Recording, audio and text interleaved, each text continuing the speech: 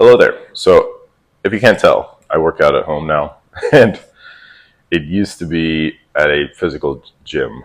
Uh, so, have been pretty consistent with both. And you may think, well, it's easy for you to say because you have a home gym. You just are able to go anytime you want to, breakfast, lunch, and dinner, right? So it's not a problem. Anyone with a brain will realize that that's not always the case. The double-edged sword of having a home gym is that it is relatively close to your couch. And at the end of the day, if you have the option, your brain is like, I can either sweat and hurt myself and punish myself under the squat rack, or I can just go sit on the couch or play video games the rest of the night. Most of the time, what do you think your brain is going to pick? Okay. And I think that's unfortunate because, the good part about going to a gym is that you're in the environment. And it's like if you've had a rough day, when you get there, it's like, okay, I'm here, other people are here, put on my gym clothes. And that's especially helpful if your gym is on the way home, right? So you're going to pass it. So you're going to feel bad if you don't go. And if you're at home, though, it's just like, oh, well, I thought I'd be able to work out, like, right? I can do body weight stuff. Why am I not doing it? So people will just think, well, there's something wrong with me, right? It's a willpower problem or a motivation problem. But I don't think it's either of those things. I think you just have to set a few things up the proper way so that you just kind of put yourself on autopilot. And I'm going to tell you how. What has helped for me is using the mornings.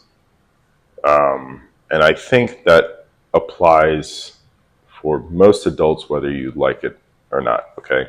Because as responsibilities creep up, everything you have to do, even mentally, is a bit of a willpower drain. And if you wake up early, or not even early, but when you wake up, your willpower battery is kind of full and stuff will happen and it starts to drain. It happens for everybody, you know, physical or mental. It's like, what do I need to eat for breakfast? Oh, what should I wear for work? All those decisions pile up. But the more you have, the faster it drains. And that's why you get it to the end of the night and you feel bad about yourself because your brain kind of wants to get out of pain. You end up binging on entertainment of choice. You feel horrible. You repeat the next day. There are three things you can do to start turning this around. And I'm gonna be honest with you. I took these ideas from this guy Graham Cochran, and I'm going to apply it to the gym because I feel like these are things that are universal no matter what your area of life is. He's more of like, he'll talk about business.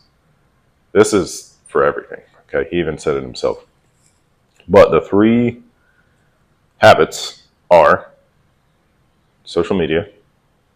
I'm going to talk about the negative and then the positive. Social media use, what you do in the morning, and writing, okay, or journaling, you can call that.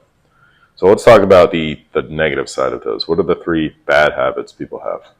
First of all is social media use. And without talking about the psychological stuff first, I think Arnold Schwarzenegger posted that people spend an average of 2.5 hours just on social. No, that's just social media. That's not even including like things you actually need, like, I don't know, email.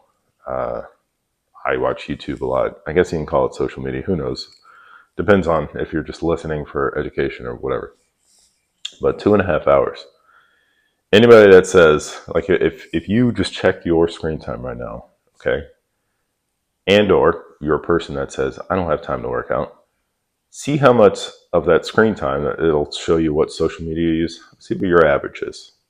What if that was the time you allocated to going to the gym?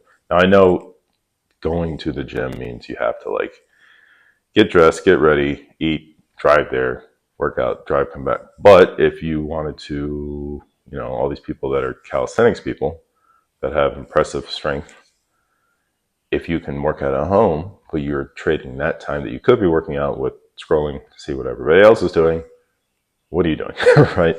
So that's just 2.5 hours, not including psychologically what that does to you. Remember we talked about willpower? Um, it kind of also gets soaked up if you have things that are kind of releasing dopamine. And as an example, is waking up and scrolling first thing in the morning. You get all this little, it could be funny reels or catching up with people or just having this sense of socialness, which is not, it is keeping up with people, but it's not your people in your immediate circle. You do that first thing in the morning, that's going to just zap your, you do that for 30 minutes. You're going to get up and you're like, you're not even really awake yet. Okay. You're half asleep, half awake. And then you don't want to do anything else after that because you don't feel like doing anything else at night when you do that as well. Number two, I hinted on this already, but is what people do in the mornings. Everyone's going to, people will be like, well, there's something special about 5 a.m. There's something special like Jocko Willink, 4:30. People have also said it doesn't matter what time you do XYZ, like deep work, morning or night. I don't know about that. In the morning, you have just finished sleeping. Okay? All the repair that happens, not just in your body, but in your brain, has just happened. You haven't really eaten anything, so your mind is sharper, right? You don't have that I just ate Thanksgiving dinner head fog, and you're sharp. Okay? You are a lot different intentionally waking up in the morning than accidentally staying up late. Okay. And remember I talked about the willpower drain. You're yearning if you wanted to work out and you just had a whole day. Let's just be real here. You've been beat up, right? Transfer some of that time at night, put it in the morning, and it's going to be a lot different. You may be groggy, you may not be 100% awake, but it does help with being consistent because you have less opportunities, not only willpower, but to talk yourself out of it. Now, the last thing is writing. The positive side is kind of like this journaling thing, but I think the negative side is that people just don't write robustly enough. What do I mean? We all text, right? We all write emails. But as far as just sitting and thinking and then applying, putting that thinking in a physical form, nobody does that anymore, okay? Or it's very rare. Even writing a letter to a friend, pen pals, okay, all my 90s kids. But doing that, nobody needs to do that anymore. People aren't even writing emails, you just text somebody. But something long and heartfelt, or thinking and planning, or writing I don't know, a long form thing, which is how I make these. Nobody's really doing that, which is a shame because if you have these problems in your head that are happening in your life or goals or whatever, you're just sitting there and you don't have a chance to solve them creatively because they're just kind of there. I'm using my head as storage, but I'm not doing anything about it because it's just the storage mode instead of putting it down to doing something with it. So, what do you do positively? Here's what you practically do. I'll give you 3 things. First of all, social media, you have to set a time limit with yourself. I know people are going to say, well, that doesn't work for me. There are kind of 3 things you can do. I know you may say, well, just limit it to 30 minutes. Do this. In the morning, do not use social media. If you have to, right? Hour, 2 hours, just kind of have that as a general rule. At night, same thing, hour or 2 hours before you go to sleep, just stop using social media. And then you have your limited time during the day.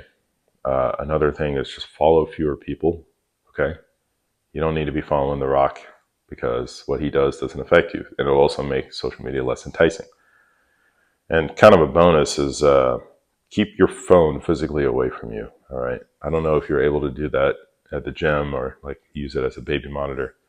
But if it's not by you, right, psychologically, you shouldn't be using it, but you have been trained to check it every time, just keep it away from you, okay? Whatever that means for you, sleep with it while it's in another room. Don't even bring it to the gym if you need to. Stuff like that. Number 2, habit. All right, so that was dealing with your phone. Number 2 is waking up early. You already know what to do. I've been talking about this for a while, but shave off, right? If you take off that social media time at night, set your alarm and work out. I would highly recommend doing as much as you can to prepare the night before, so you're not like you're waking up like, what do I do? What's my workout? Where are my gym clothes? Where are my keys? Right?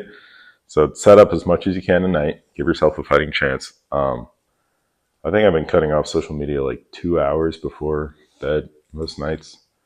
And you get bored, and trust me, when you're bored, you will put that energy into I guess I'll just get ready for the next morning, right? And your brain will be finally accepting the habit. And the last thing is journaling. Now I kind of lump in 3 things: write, journal, and plan. Not write, but read first. I think reading, I'm not talking about writing a blog or writing a book, but you have a problem in your life. There's a book out there that will solve that problem, right? Get a book on weight training, or bodybuilding, walking, cardio, and start reading that. It's a reading for your goal because you may not have the information to act on it. And I like reading more, or even,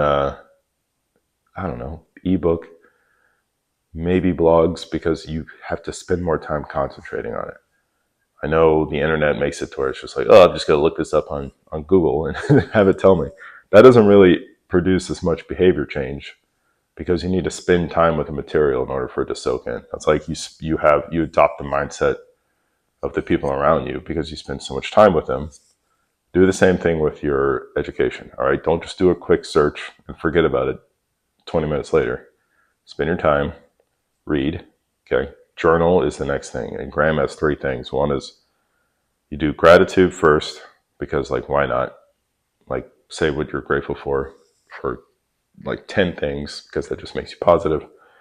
Just write it in your phone and you can delete it the next day for all these. But gratitude first, and then what your problems are, right? What are you not happy about? And then the last one is plan, okay? So I guess journal and plan. I made 2 steps, but it's the same thing. Because as soon as you write the problems down, another part of your brain is like, oh, well, I can do, you don't even have to try to solve it. Your brain will just start to think about ways to solve it. Some may be obvious. You may write the problem down and I just need to do X, Y, Z. There's your plan right there. Or that will kind of guide you for what you are missing, right? If you write down, I don't know what my macros should be, guess what your education is going to be? You got to look up how to do that. So that's it. I have a book that I've read that is actually by a guy with my last name, Jeff Sanders. No relation, because we have a different skin tone, but he calls it the 5 a.m. miracle. And he says your wake up time is arbitrary, which is true, but it's about what you do intentionally with as soon as you wake up, right? What are you going to do when you have the highest energy? And I think those 3 habits, right, when you put them together, you have less social media wasted time, and you are, waking up to use it, and then you're writing to formulate a plan. That kind of puts you in this continuous thing. Even with the journaling, if you don't do that every day, that's fine, but just keep in mind when you get stuck, that's something you can fall back on. So thanks for listening, watching. Happy Mother's Day, all the mothers. And subscribe and all that. More training clips coming up and all that. Subscribe. Bye-bye.